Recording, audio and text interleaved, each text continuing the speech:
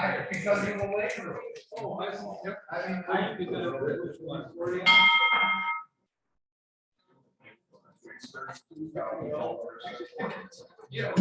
have crept into this afternoon, and so I am going to start the Downtown Madison Noon Kiwanis meeting for December 5th.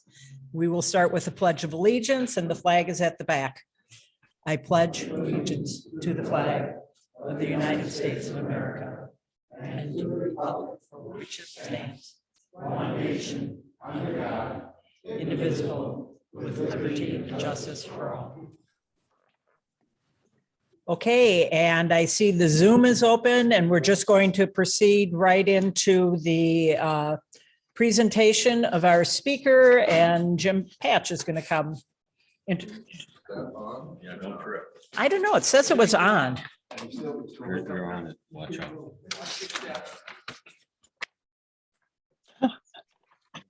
Good morning.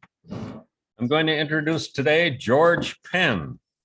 He grew up in New York, and upon graduation of high school, he spent 6 years in the Navy. Spent 2 years of that time going to school, learning how to be a nuclear technician. So that's why he spent 6 years instead of the normal 4, I guess. And in 1977, he moved to Madison to get his Bachelor of Art or Science degree in nuclear engineering. Apparently, I did not know this, but some of you might, that University of Wisconsin has one of the best nuclear engineering programs in the United States. So he came here to Madison to do that.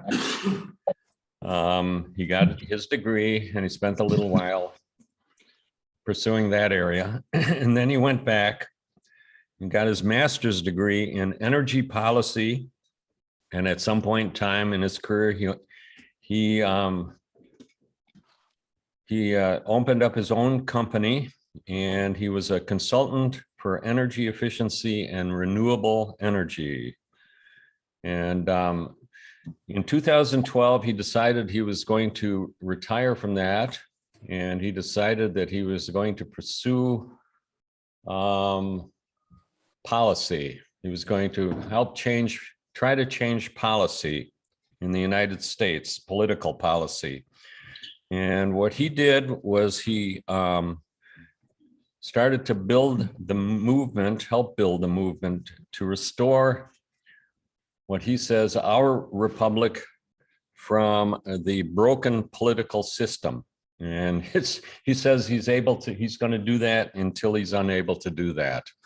Or if things change, I presume. So here he is, George Penn.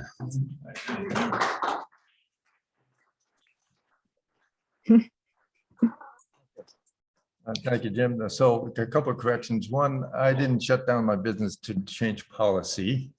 I don't get involved in politics. I shut down my business to spend my life working on getting a constitutional amendment to fix our system. Right now, so I don't get involved in politics. I'd like to say I'm in civics, right? What is democracy? It's two Greek words, demos and kratin, which means the people rule.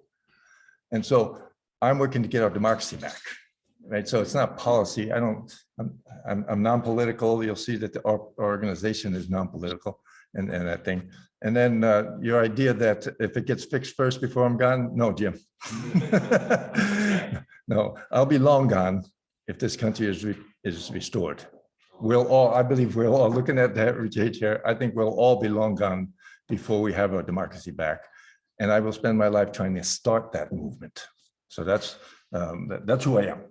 Now let's talk about, let's see, I get something going here. Got it, meeting is recorded. Okay, it's doing me the normal stuff that it does for. All right, and is it up? It's up here, but I need to do the full screen thing. All right, let's see if my mouse is messing up on me. I dropped it on the floor here. All right, is that good? All right, good. All right, let's see if that page down is working. Good. All right. So, I'm with an organization that's working to get a constitutional amendment to get big money out of politics. A simple way to put it. And that's what I want to talk about today. And I believe, and most of the people that I work with who are willing to put time into this as much as they do, that we have lost our republic, that we are not represented anymore by this system. You might not agree with us. You might still think we have a strong democracy. I don't believe we have a strong democracy anymore, and I want to restore it. And this is the title of actually a book that, of a lot of books that go into why we are where we are and stuff in much more detail. So, so that's what we're working for, is to restore our republic, is the way to say that. And the point is, the system won't fix itself. Once it's gone and down the wrong road, it never has in any country, in any government.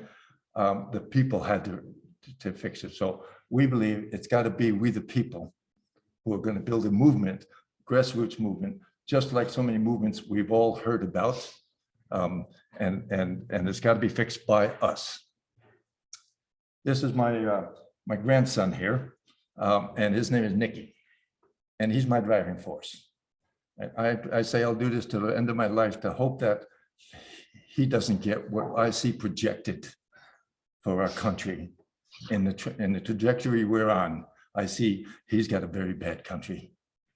And that's what drives me. I'm feeling emotional now because that's what drives me to work. It's for him and for your grandchildren. They're the ones who are going to pay the price if it keeps on this trajectory. We all believe there's things that can be fixed. There's all kinds of issues that can be fixed. We're not going to fix them, right? Think about it. Have they been fixing anything? You know, again, we're nonpartisan. I'm not talking about one party or the other. I'm talking about the system. And we work to fix the system, not to work for the parties. We won't fix any of those until we fix our democracy first. That's what we believe. These are our beliefs. Some of you may disagree with them at some level. And no, okay, you know, I've got something showing up here that's not on here, fortunately. And we believe that the root cause that needs to be fixed is the money in politics. Until we get the money out of politics, we can't fix it. Now, there's a bunch of other reforms that are going to be needed. We're getting more reforms needed. We all know about redistricting. We know about voting rights. All this stuff is getting worse at this point.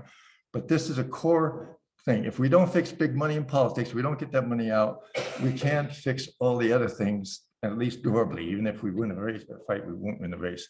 So we have to fix our democracy. Here's the simplest way to phrase this, right? How can politicians represent you when they're given millions to represent somebody else? You know, I've been using this since 2012. It's tens of millions now, right? If I was writing a sign up now, they're given tens of millions. Have you seen the tens of millions went into our Senate races and stuff in Wisconsin? We're the 5th largest Senate. So Georgia has hundreds of millions on the Senate races. On one Senate race, we've got tens of millions for the last Senate race, right? And so this is much worse than just the word millions. Our framers were very skeptical of even the durability of our democracy. Some of them believed it wouldn't last 50 years. Some of them didn't believe it would last 100 years. We beat the odds. It lasted 200 years. And this decline that I talked about, there's a history. It started in the 70s. We didn't just pop down here into where we are in the last decade. This has been changing slowly behind our backs without people paying attention for 50 years. They were very concerned. And one of the, James Madison said, the day will come when our republic will be an impossibility because wealth and concentrated in the hands of a few. They knew from the history from Plato on up that those in power and riches want to continue to get power and riches. You have to always keep a fastidious eye. If they get that much control, you're in trouble. That's what James Madison was saying. The rich will take care of you. Will take care of it, will corrupt the system if we don't watch out. And this is insider trading and some subscription 2017. The top 1/10 of 1% of households have more money than 90% of the rest of us. Now, I'm betting everybody in this room is the 90% better than the 0.1. Am I right? Point is, that's the gap we're talking about that's growing, right? So James Madison was right. Jefferson also, of course, had something to say. We hope we shall crush in the birth the aristocracy to the moneyed corporations. So they knew that if too many rich people got too much power and trouble, they knew that the corporations would also, right? I mean, I don't know, I had to learn this. There were a lot of corporations sanctioned by King George who ran, right? The United States, the governors were appointed by the corporations in many states. I didn't know that. The corporations were out, they outsourced the management of government to corporations. And that's why we revolted, right? So he was concerned.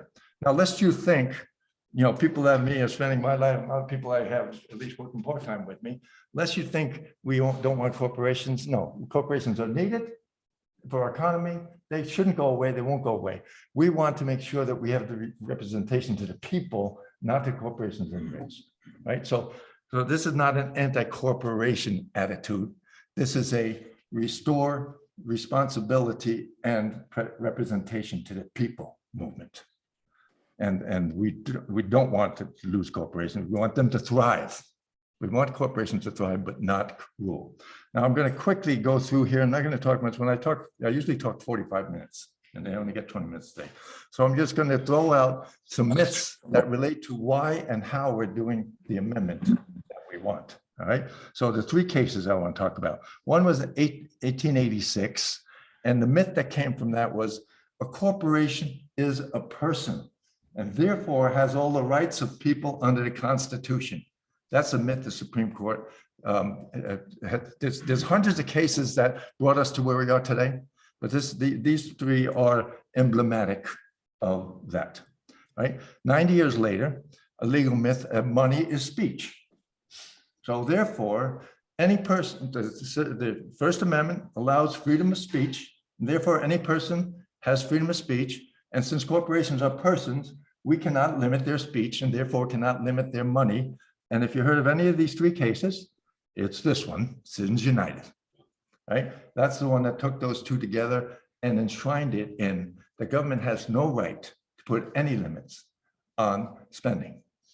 And that's why it's been mushrooming since then, especially. And so here's just this, I got this last week, downloaded this. And you can see at the top, it's 2022, it's projected. So they don't even have all the numbers in for that right now because we got a race tomorrow, right? There's less elections tomorrow, right? And there's a Senate in Georgia. And you can see it going up, but look at, if you can, about 4 down is 2016. And that's about $7 billion, $7 billion just for those races. But the real story here is that 4 years later in 2020, it more than doubled. So we're going from an insane $7 billion on elections to 17 billion almost in one election cycle, 4-year election cycle. Is 24 going to be off this chart? Who knows? It's getting worse and worse. So yeah, the gold is presidential. So you see that every other, that's how much was spent on the president, you see, versus the Congress. So look how much was spent just on the presidency. Half of that, almost half that money, right? About 5 billion or so, just on one race. 5 billion on one race. Yeah. Does the gold start at the left edge? Yeah. So they're additive. It goes all the way. They're additive. So this plus this gives you this, Okay. right? Yeah. So it's the total is almost 17, of which 5 billion is president and the rest, ish, right? All right, so now this is not a party thing, right? Both parties are getting this money. Depending on the race, one gets more than the other. So this is not a partisan thing, it's a system thing. That's the way we view it. We don't talk to politicians about this. We don't try to push down. We are building a movement, which means the people have to take that power. And now we're trying to, probably see, are you looking for a revolution? We're not looking for a revolution. We're looking to prevent a revolution. Kennedy said, if we don't allow a peaceful revolution, we will have a bad one. As a very bad quote, repetition of the quote. But the point is, we want to prevent the bad revolution by having some re-evolution or a movement is the way I like to frame it. Now, where's that money come from? This is a pie chart, and you can hardly see it right down here. Is a little sliver of blue. But the big part is that 99.75% of all the money coming into these races comes from people who write checks for $200 or less. I imagine most of us here are writing a check to a campaign for 200 or less, so we're in the green. Only 0.25% or 26% is checks greater than $200. So $201, that's above. That's in there. All right, so next one, I'm going to have this graph, this chart, and the chart next to it. That small sliver accounts for 2/3 of the money in there. Am I getting the point across? A small sliver of checks written, check a quote, right? You quote that, gives you 2/3 of the money. Now, what is your $100 check doing to ask your politician to represent you? They don't hear you.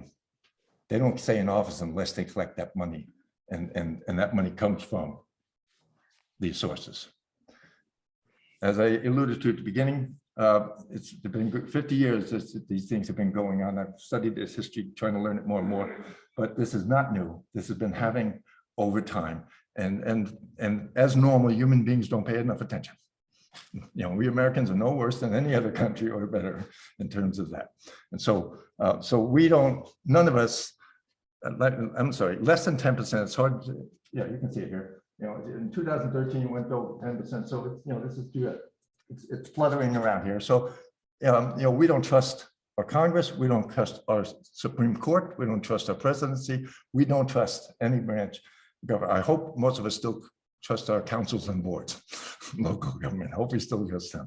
How does this chart, let's say, compare to the economy? Because I'm looking at going back to 82, we had sort of a recession in the early 90s. So I'm wondering if some of this fluctuates along with it. Great observation. I don't know enough to answer it. A great observation. And it could be some relationship that people, once it's bad, they automatically. The point is, it's down within that parameter, right?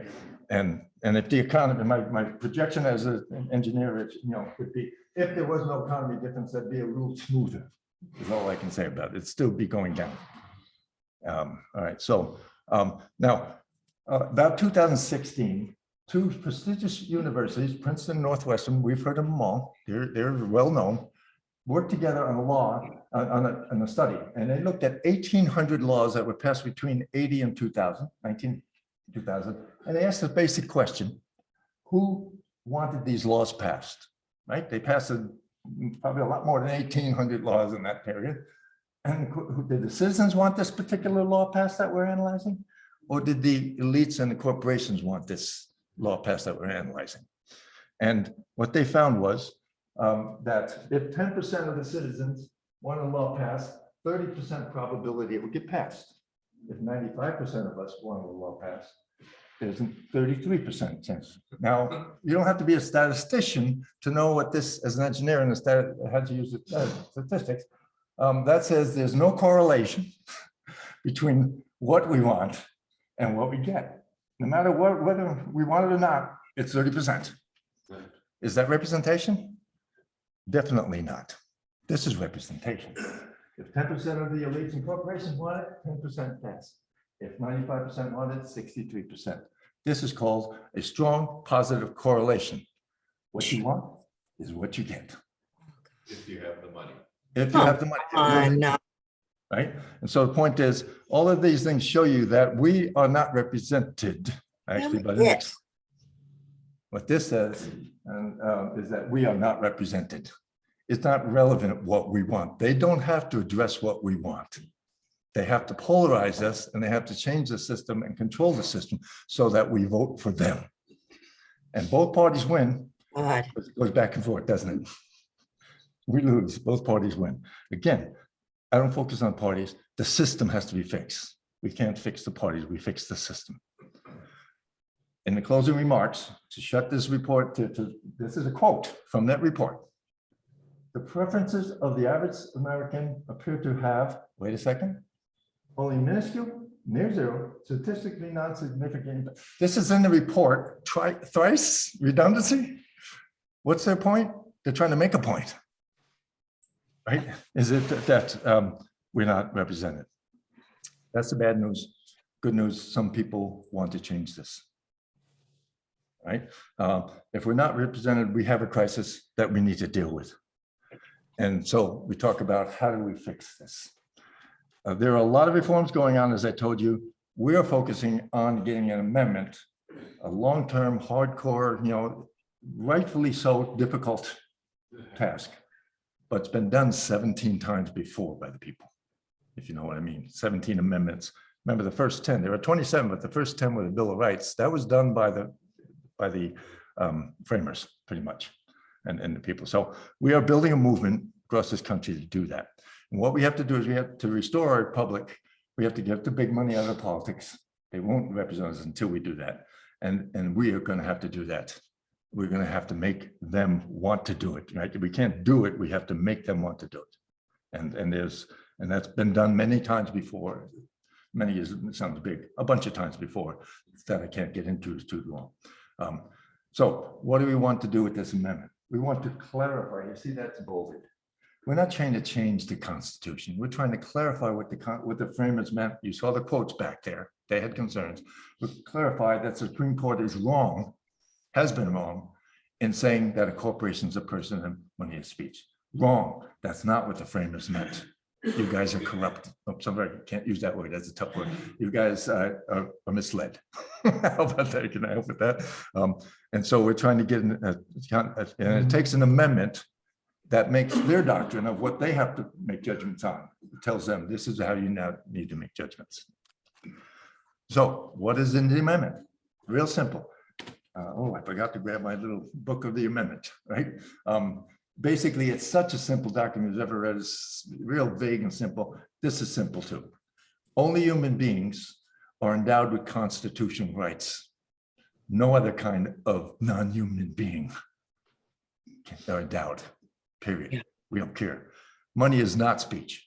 And therefore, we should be able to limit how much money is put into campaigns. That's the guts of the amendment. Of course, there's more legal wording. So in building this movement, in building power, and I've been a student in the last 8 years of movement building, studying all movements, especially, of course, the last one was almost like ours, the progressive movements of the 1900s, right?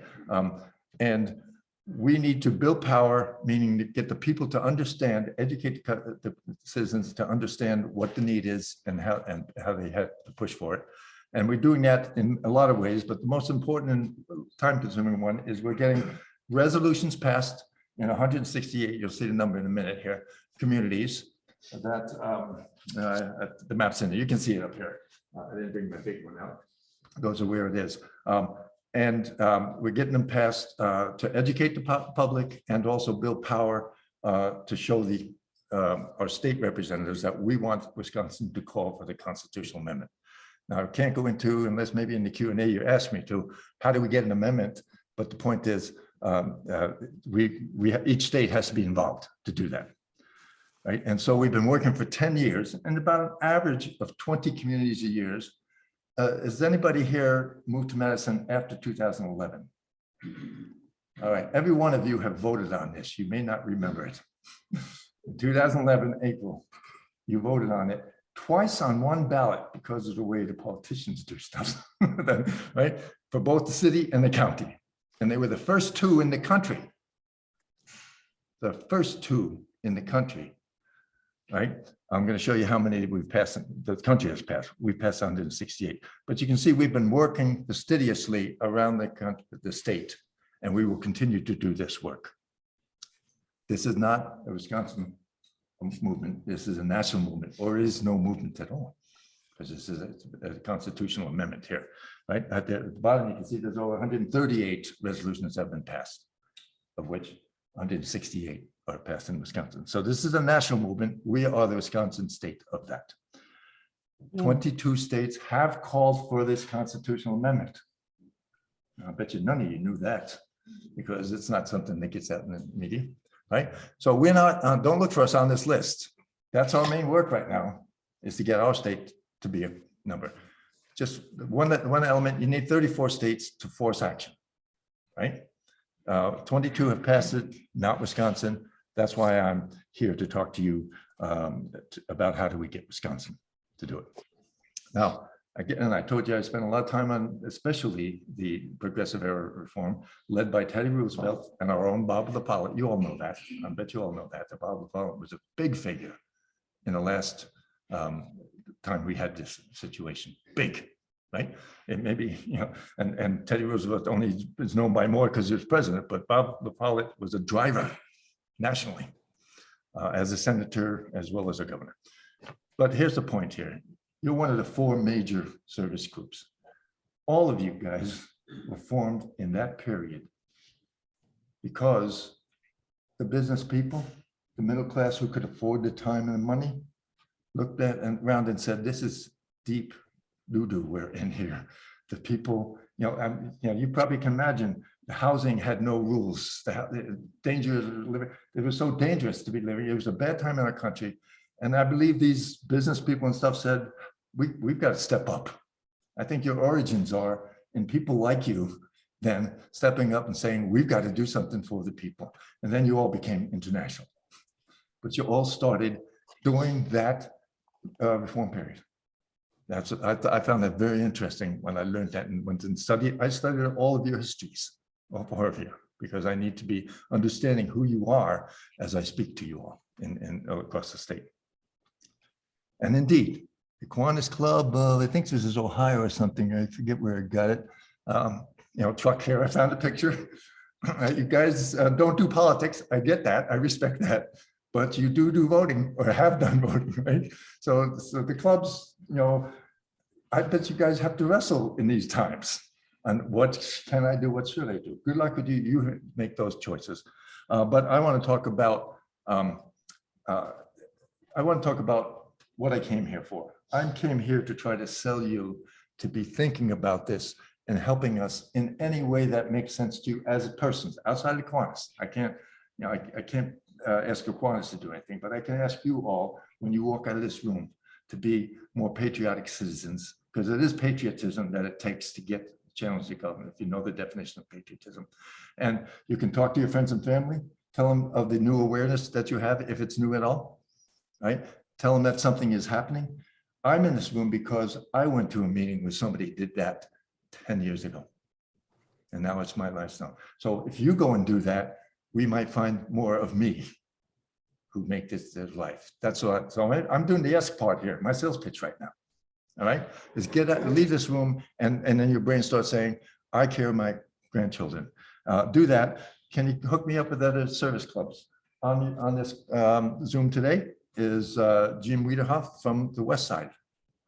He's looking to see what I'm talking about, and I'm hoping he's going to get me an audience in the West Side. Do you know people in the East Side? Do you know people in other parts of the state? Do you know people with the Rotary Club? I've already given presentations to 2 Rotary clubs, an Optimist Club, and several local clubs like the Appleton Men's Club and Madison's Rising Women's Club, right? So I want to talk to many of these clubs, many people like you, because you are the leaders in the community.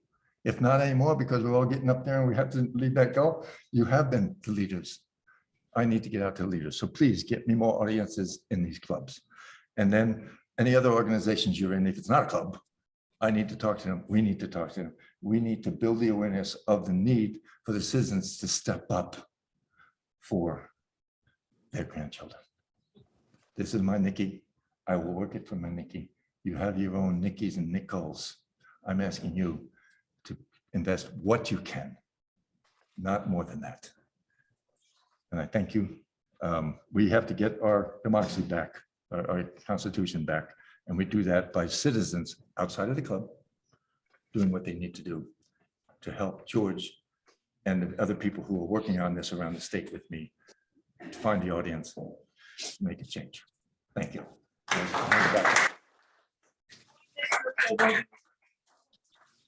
Yes. I hope many hearts. Very much. Is a constitutional convention needed to pass a constitutional amendment? Short, thank you. Yeah. Short answer is no. Okay, As a because I long- hate opening up the can of worms. with the No, Constitution. so the medium answer, so here's real quick. How do we get an amendment? Either the Congress, both houses, 2/3, creates a bill, just like any bill, and it gets passed by, by them, and the president signs it, and the constitutional amendment. Or, and the framers were very smart, they knew that might not happen in some cases, and this is the case. Or 3/4 of the states, that's that 34 number I gave you, can call for the constitutional amendment. Remember, 22 have already. And then when you get to 34, they can do a convention, but it's never happened. And here's my theory now. I have a lot of knowledge, but I also have theories where I don't have knowledge. It never will happen because the federal government people, those politicians who have more power, never want the state to be in control.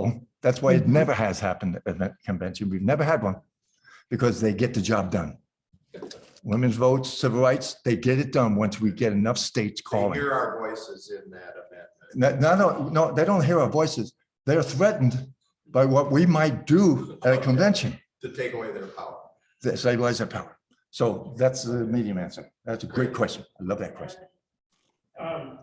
Could you describe in a little more detail what the vision of the amendment would say? I know I understood the fact that business, corporations could not be a people. Yeah.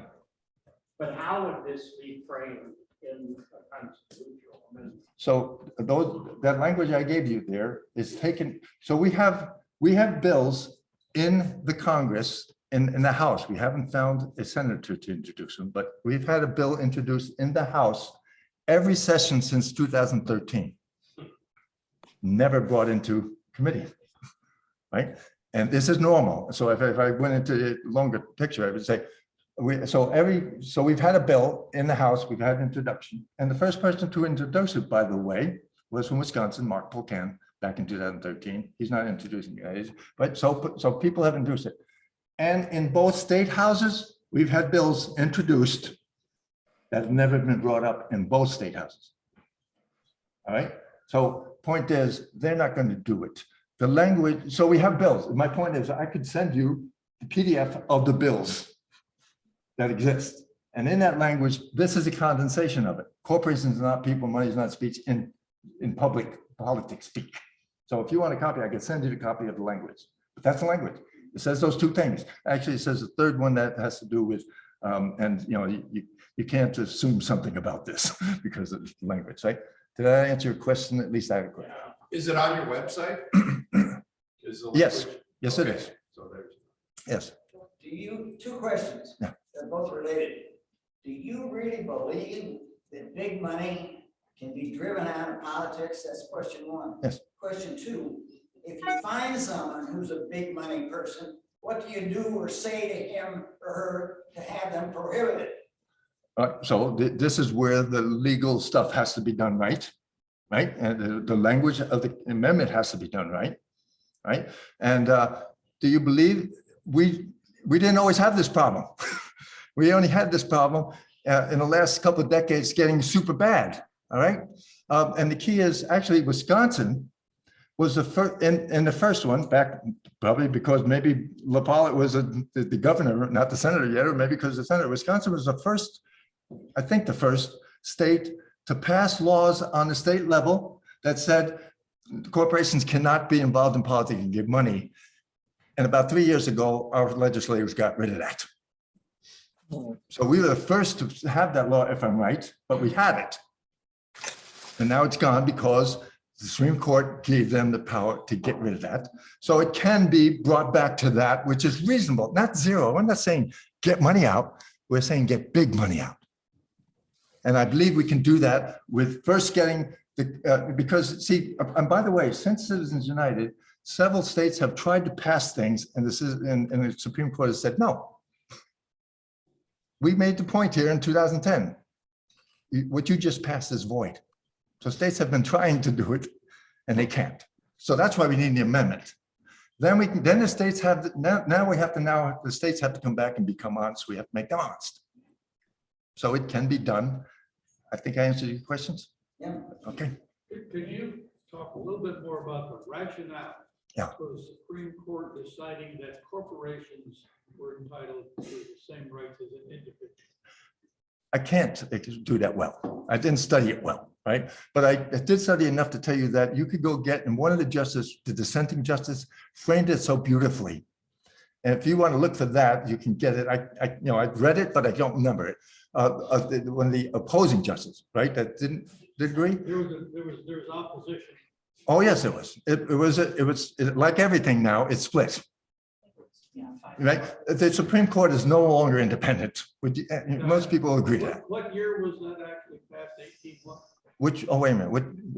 That declared that a corporation was basically treated as. Oh, well, that case that opened up was 1886. Yes, all right. So, yeah. So The unified. sounds like you unified got something. Supreme Court decision was Citizens United was 2010. 2010. Yep. And that's when we started. Did the Supreme Court strike down Feingold McCain? Yes, it was dead right there. That's how we got rid of that. Well, They that got rid of it it. became moot. It was no longer applicable. Okay. Yes. And then I said some states tried to pass things to do what they can, and they got struck down. So since then. Any more good questions? What do you expect is the cause Excellent for why this is taking so long?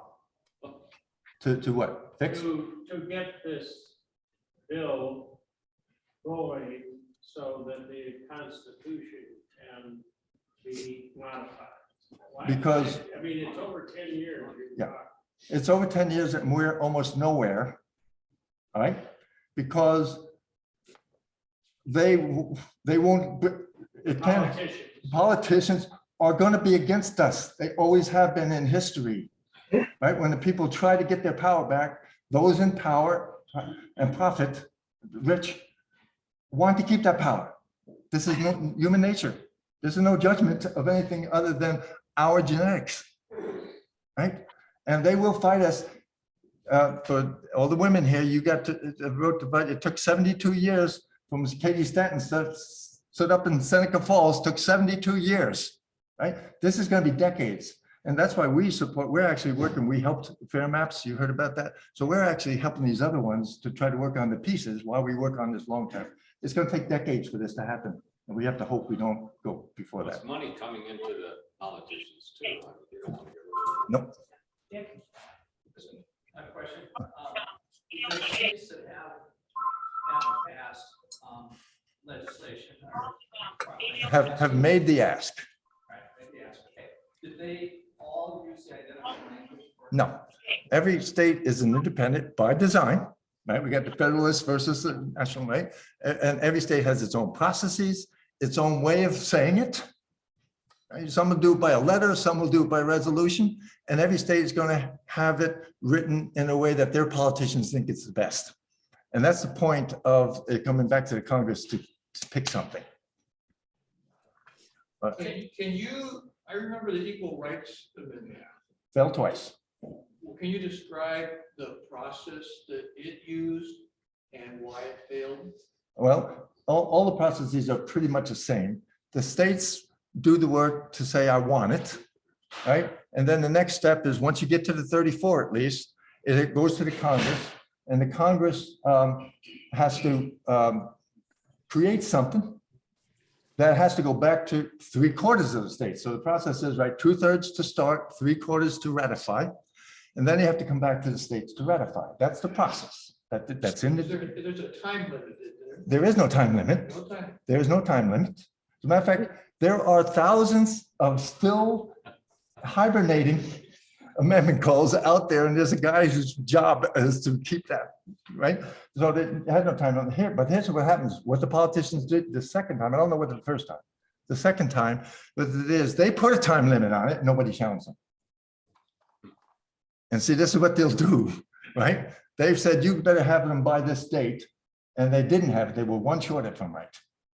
And and somebody should have taken it and said, no, the Constitution doesn't say there's a time limit. Nobody did. It said, this is how hard it's going to be. These are great questions. I love this. This group always has good questions, so Wow. not seeing any others, so we really like. Thank you very much. You can shut down. You can just leave it there, you can, turn it off, whatever you want to do. Well, If you'd like, I understood you wanted to eat, you can go ahead. and eat. yeah, I'll leave some quick. And anybody has questions, you can talk to me while I'm eating. You can just leave the. All right, I'll leave it for the moment, and then we'll get something to eat here. No, it's not. It's right here. Yeah, just, Oh, it's still there. that's a buffet. There's white potatoes and sweet potatoes in the next bin if you prefer sweet potatoes.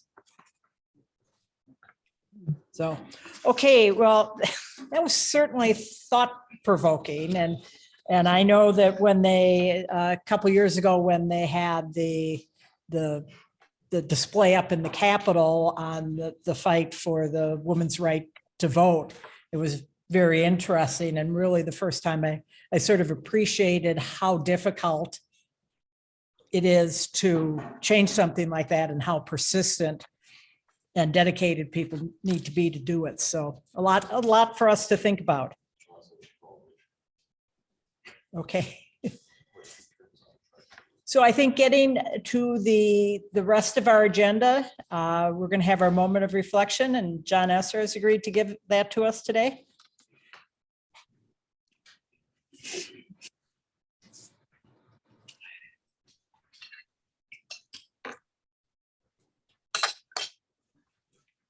Good afternoon, everybody. You're going to have to please excuse me because I'm going to be trying to pronounce some Ukrainian names and I'm not going to do very well with it. In 1914, the conductor of the Ukrainian Republic Choir, Alexander Koshky, commissioned Nikolai Leonotovich to create a song based on a traditional Ukrainian folk chant, Shcheshchikir, or something like that. Leonotovich Put the mic a little closer. took the name of the chant for the title of his song. It was composed at a time of major political upheaval following World War I and the Soviet Union taking control of the Ukraine in 1918. And I think some of us may not even know that. I had to look that up, that Russia took over the Ukraine in 1918. The original Ukrainian title translates to the generous one. The folk story on which the chant was based tells a tale of a swallow flying into a household to proclaim the bountiful year that the family will have. It was often chanted on the eve of the new year. The song, with a spellbinding tune, was first performed in January 6th of 1916, but lost popularity because of the Soviet control of the Ukraine. The Ukrainian National Chorus performed it in the West on a concert tour, over 1,000 performances across Western Europe, North and South America. It was first performed in the United States at a sold-out Carnegie Hall presentation on 100 years ago on October 5th, 1922. The original tune, with a haunting four-note melody, was intended to be sung as a cappella by a four-voice choir. The American director and composer, Peter Wiskowski, arranged the melody for the orchestra with new lyrics for the NBC radio network symphony orchestra, centering around handbells, and it begins, "Hark the Bells." It was first aired during the Great Depression. Wiskowski copyrighted the new lyrics in 1936. The beautiful, very popular tune, "Carol of the Bells," has been recorded more than 150 times since and is associated particularly with the National Symphony Orchestra. And I'm going to try to play a little bit of this if I can get it working here.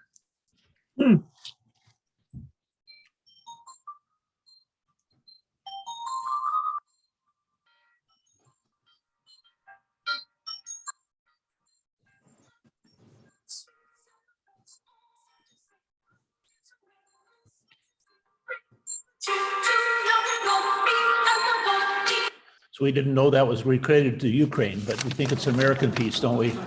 Thank you, everybody.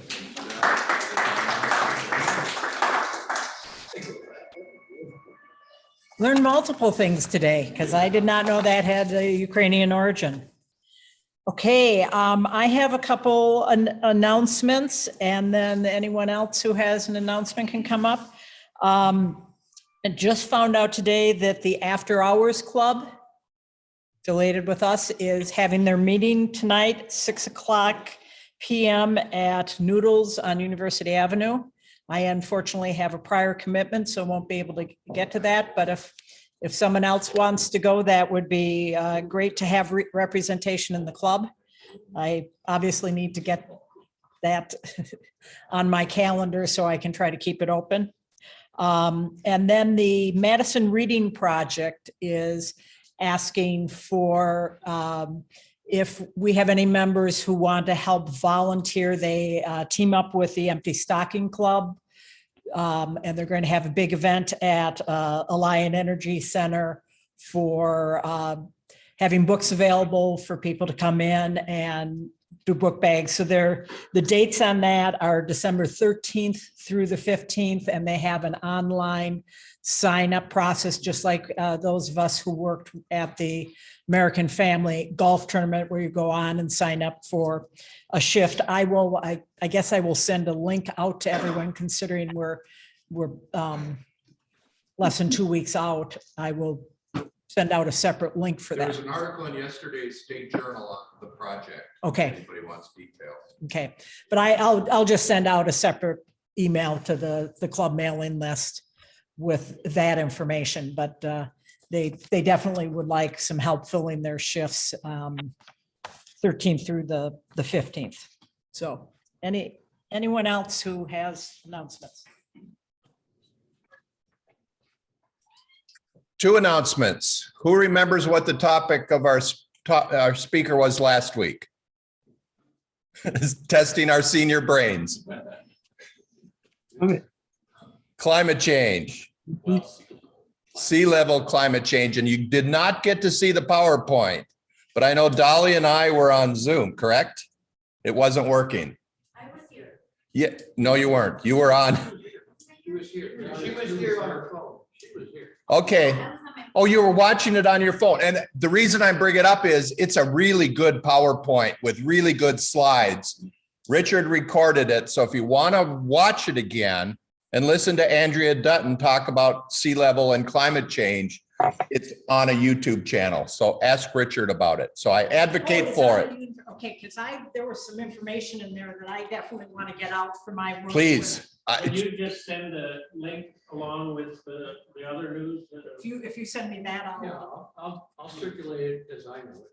Because I had meetings both prior and after our meeting, so I couldn't come in person and watched it at home. And she did a really good job of having a PowerPoint that supported her talk. Second is next week on December 13th, Tuesday, the ARMS program, the Adult Role Models in Science, which we support, is doing their end of semester presentations by the students. So they did a number of science clubs around the county, and they have about a 4-minute presentation by every student who did a science club. We have all been invited to attend. It's at Steenbach Library on campus, which is the Ag Library, is my way of thinking about it, even though I know they don't like that. From 9:30 to about 10:45. So it's in the morning on Tuesday, a week from tomorrow. If you need details, it's in the basement. Our Dolly and I's former unit has a space, what is it called? Biocommons. So the presentations will be there if you want to hear the impact of that great program on the students themselves, because I think the students themselves benefit as much as the kids they organize and have science activities with. So wanted to share that we're all invited. If you need more details, again, let me know, and I'll send them to Meg and she can forward it on. And I think I did a couple of weeks ago. Yeah, and I know I'm going to be there. I'm going to be there. So we're represented, but if anybody else wants to come and listen and interact with undergraduates who just have way too much energy for us, for me anyways. Okay. Anyone else who has an announcement?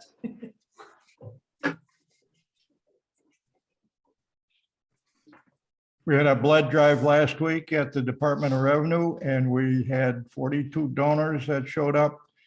That's a little bit better than normal. I think a couple of months ago, it was 37 or 38 donors that we had. Not bad, considering that across the street in a couple more weeks, they're going to have the big blood drive at the Coliseum.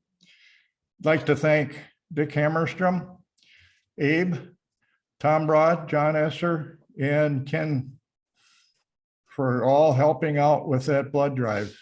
And I also have a personal announcement or a personal appeal I'd like to make. You'll notice I'm wearing a face mask today. My daughter is home.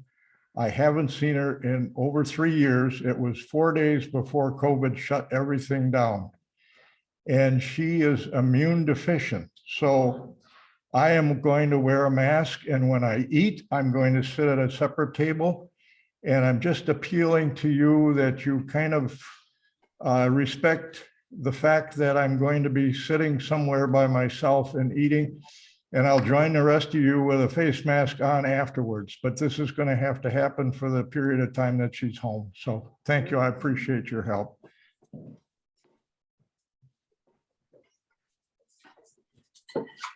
Thanks for letting us know that. I think many of us have been in situations and will continue to be in situations where we need to help take the precautions to keep people safe. So if there's nothing else, next week's speaker is Lyle Pasquale, talking about giving us an overview of the Dane County parks. Okay. And then the following week, we will have the WISO sending an ensemble over for our pleasure of holiday music. Yeah, I'm hoping that I asked them to play the normal pop Christmas songs. I'm hoping we'll be able to develop a PowerPoint where you can sing to the bouncing ball. Okay. And then Those of you that sing. And then the following 2 weeks, we will not have a meeting. The 26th, which day after Christmas, and I think is for those of us, a lot of us who still work, that is going to be the legal holiday. And again, similar on January 2nd. The thought there was for some of us, it will be the legal holiday, and for others, it will be watching bowl games or football games. So we'll take a 2-week break over that, and then we'll start up again. Must be on the 9th for book reports. So anyone have anything else for the good of the order? If not, I'll bang the bell. Thanks for coming.